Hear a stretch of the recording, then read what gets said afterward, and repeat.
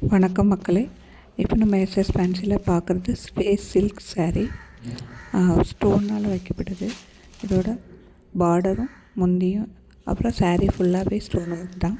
ரொம்ப ஷைனிங்காக இருக்கும், பார்க்குறதுக்கு ரொம்ப அழகாக இருக்கும் சாரியோட கலர் வந்து கோல்டு கலர்னு சொல்ல முடியாது, தேன் கலர் அந்த மாதிரி கலரில் இருக்குது.